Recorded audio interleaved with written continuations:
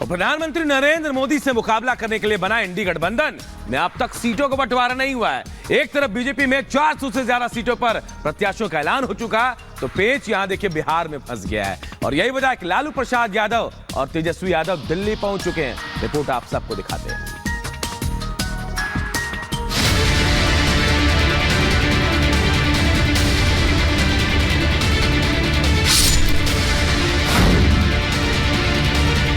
एकनाथ शिंदे, देवेंद्र फडणवीस, अजीत पवार, महाराष्ट्र में दिग्गज नेताओं की ये तिकड़ी जब से साथ आई है, हर दिन बढ़ता एनडीए का कुनबा मजबूती के नए कीर्तिमान स्थापित कर रहा है। तभी तो राष्ट्रीय समाज पार्टी भी अब मोदी की टीम में शामिल हो गई। सियासत में नाम बहुत दमदार नहीं है, मगर ये बताता है कि दल छोटा हो या बड़ा, हर कोई एनडीए का साथ चाहता है। तभी तो कांग्रेस के पूर्व सांसद और देश के बड़े उद्योगपति नवीन जिंदल ने भी पाला बदल लिया और कांग्रेस का हाथ छोड़कर बीजेपी का दामन थाम लिया। आज मेरे जीवन का एक बहुत ही महत्वपूर्ण दिन है और मुझे बहुत गर्व है कि आज मुझे ये सौभाग्य प्राप्त हुआ है कि मैं भारतीय जनता पार्टी में जुड़कर और माननीय प्रधानमंत्री श्री नरेंद्र मोदी जी के नेतृत्व में मैं मिलजुल करके देश के प्रति मैं अपना योगदान मैं दे सकूं। एक तरफ तो मोदी की टीम में लगातार बढ़ोतरी हो रही है, तो महाराष्ट्र से लेकर दिल्ली तक पीएम मोदी के योद्धा सियासी चुनौतियों को पार कर आगे बढ़ते जा रहे हैं। तो उधर महाविकास अघाड़ी में अब तक पेच फंसा हुआ है। सीटों को लेकर कोई बात नहीं बन पा रही। उद्धव हो या पवार, कांग्रेस हो या प्रकाश अंबेडकर, हर कोई अपनी बात पर अड़े हैं और गठबंधन मुसीबत की सीढ़ियां चढ़ता जा रहा है। तो बीजेपी 20 सीटों का ऐलान कर चुकी है और अब बची हुई सीटों के लिए भी सीएम एकनाथ शिंदे के आवास पर एक बड़ी बैठक हुई, जिसमें डिप्टी सीएम देवेंद्र फडणवीस और डिप्टी सीएम अजीत पवार शामिल हुए। एनडीए में सीट बंटवारा फाइनल करने के लिए मीटिंग में मंथन किया गया। तो सूत्रों के मुताबिक खबर है कि अजीत पवार की मांगी गई 7 सीटों को लेकर भी चर्चा हुई है। खबरों के मुताबिक एनडीए ने बाकी काम भी पूरा कर लिया है। तो प्रकाश अंबेडकर के बागी तेवर और गठबंधन की खींचतान की वजह से अब तक महाविकास अघाड़ी की सूची लेट होती जा रही है। तो उधर उत्तर प्रदेश हो या बिहार, कांग्रेस के सहयोगी बिना इंतजार के ही प्रत्याशियों का ऐलान करते जा रहे हैं। अखिलेश यादव ने समाजवादी पार्टी के 2 और उम्मीदवारों के नामों का ऐलान कर दिया, जिसमें बिजनौर से सपा प्रत्याशी बदलकर दीपक सैनी को टिकट दिया गया है। तो मुरादाबाद से मौजूदा सांसद एसटी हसन पर ही भरोसा जताया गया है। क्या पूरा हिंदुस्तान या आप लोग प्रेस ये बात नहीं जानती कि अखिलेश यादव जी की लड़ाई किससे है? सिर्फ और सिर्फ उत्तर प्रदेश में अखिलेश यादव जी बीजेपी से लड़ सकते हैं और बीजेपी को हरा सकते हैं। जनता जानती है, मुसलमान जानता है कि इस वक्त हम बंटने वाले नहीं हैं। आज के दौर और जो टाइम मुसलमान का इस देश में गुजर रहा है और गुजरा है, उसको देखते हुए मुसलमान कभी भी बटेगा।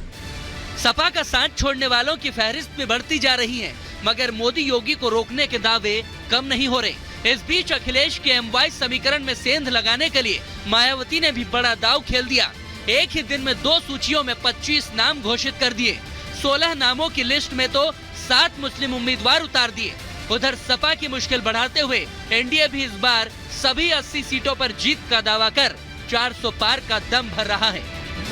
लड़ाई नहीं है, पूरे उत्तर प्रदेश की 80 लोकसभा सीट और जब 4 जून को गिनती होगी तो आप देखिएगा 4 जून 400 पार।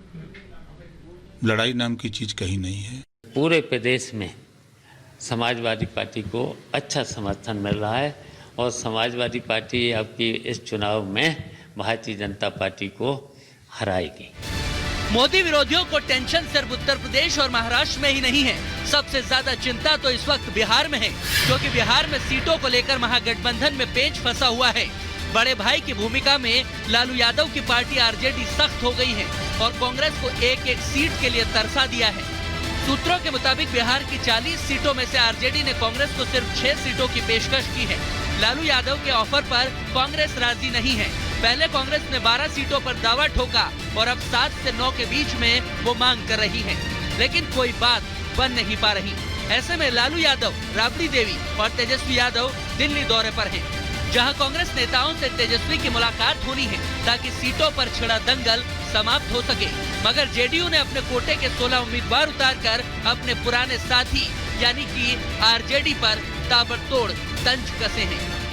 महागठबंधन नहीं है, वो मतफुटौल है। वहाँ कोई सिंबल बांट दे रहा है, कोई आधा रात में सिंबल बांट रहा है, कोई दिन में सिंबल बांट दे रहा है, कोई रूस के चला जा रहा है। मुंगेरी लाल का हसीन सपना, जब दिन में भी सपना वो देख रहे हैं।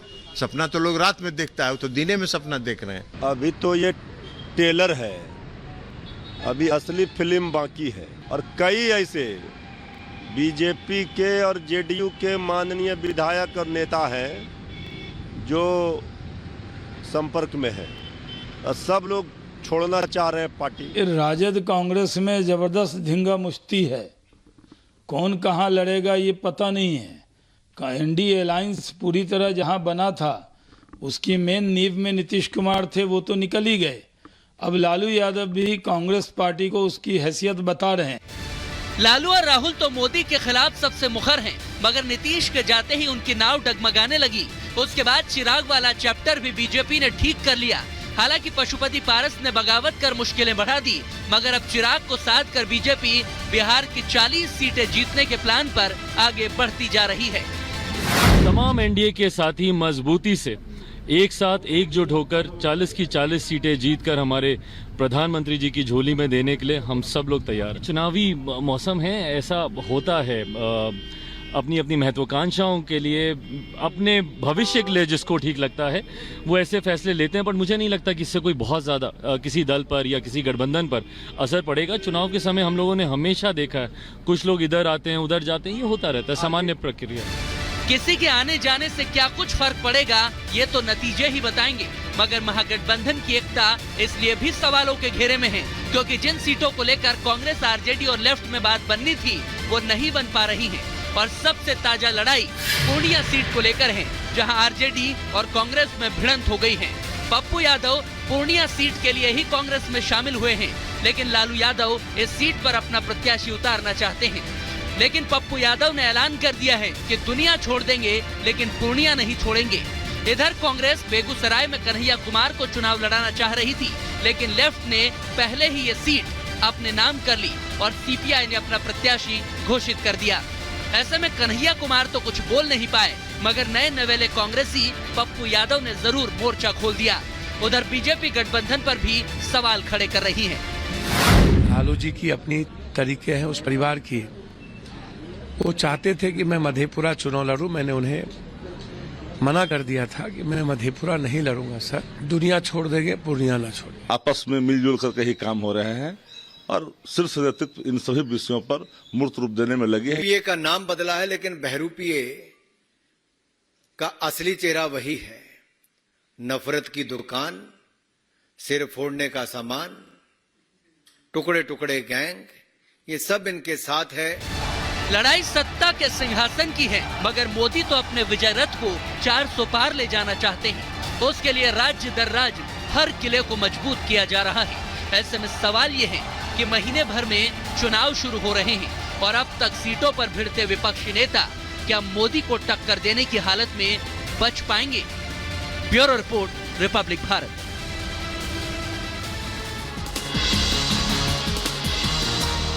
इधर दिल्ली शराब घोटाले में अरविंद केजरीवाल को हिरासत में लेने के बाद ईडी लगातार अरविंद केजरीवाल से सवाल जवाब कर रही है।